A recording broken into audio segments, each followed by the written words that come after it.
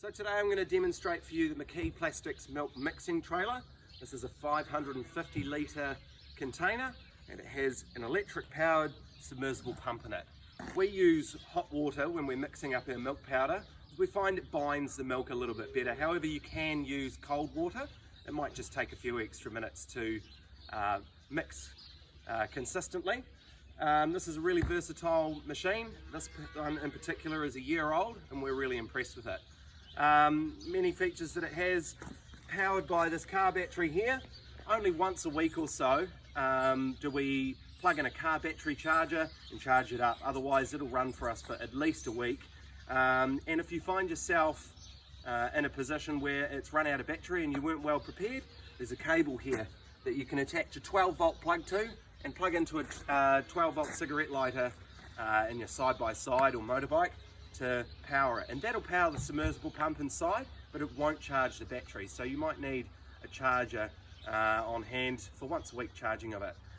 Really simple operation, powered by a switch on the front here which operates the pump inside, and that will send milk up the chute in the middle, and it will either send it this way, back down again to be mixing in a whirlpool like scenario, or you can change this tap where it'll send it out the hose.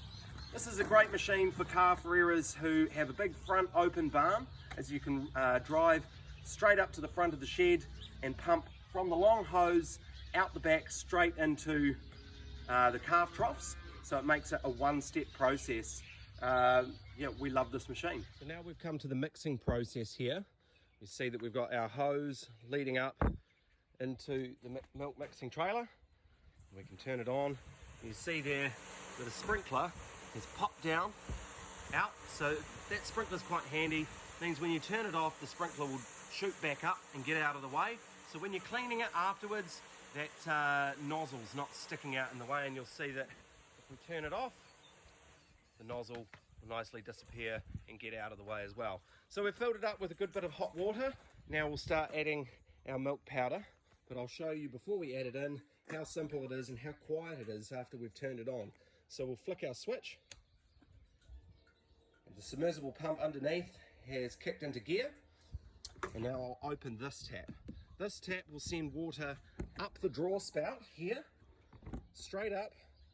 Open that tap and then it'll come back down and shoot through and create a cyclonic action. So the water starts whirling around, making a whirlpool, and it'll suck the milk back through and mix it up nicely. I'll show it to you from the other angle as well, from the other side.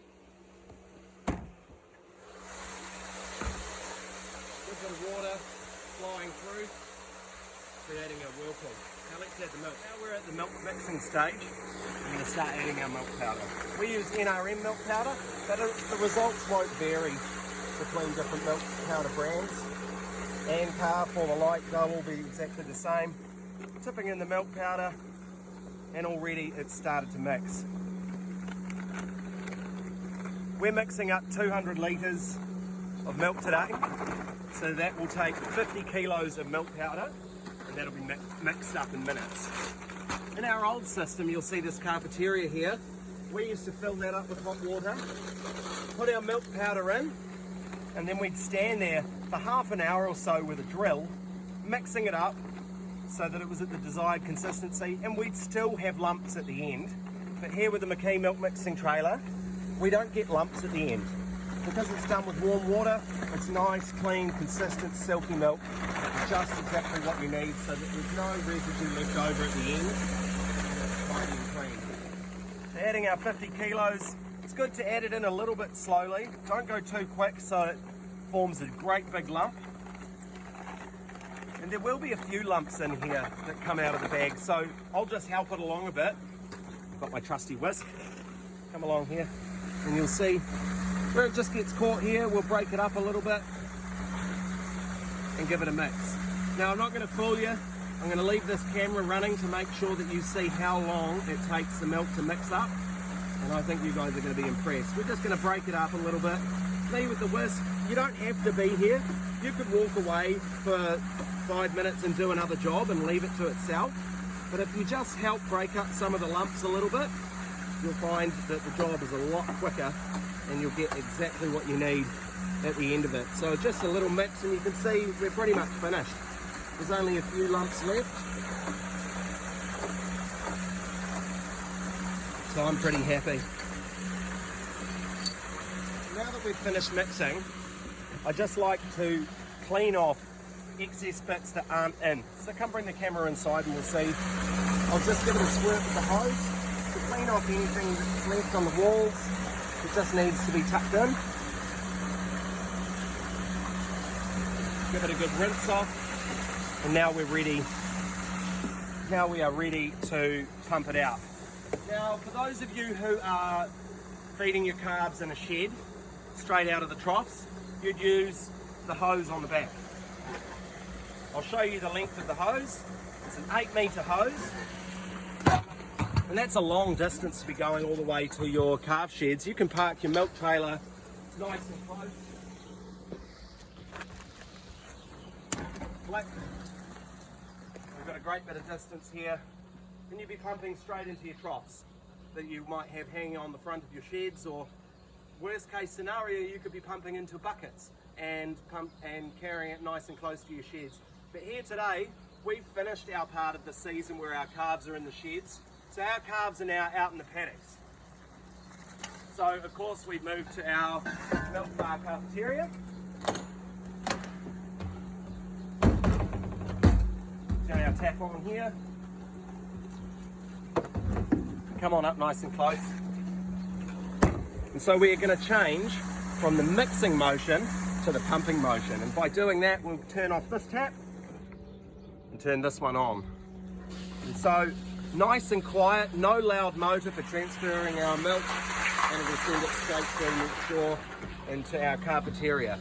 Now as it's slowly, actually quite quickly pumping out, we'll just use a bit of water to clean off any lumps on the inside. So unplug our hose. We might just give it a little rinse in places just to make sure that it's nice and clean. And what we're trying to achieve here is efficiency. Make sure that there's no leftover milk powder, make sure that it's all taken up by the machine and there's no waste.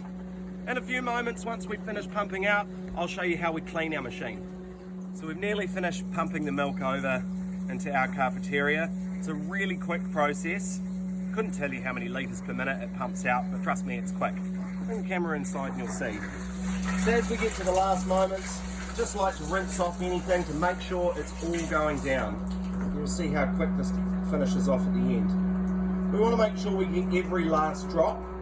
So in the bottom of our milk mixing trailer, you'll see there's a little bit left in the sump. So give it a little rinse. Make sure we've got any little lumps left that are all tucked away. Now we'll turn off our pump. And to get the last little bit out to make sure it's nice and clean, the trusty bucket comes into place.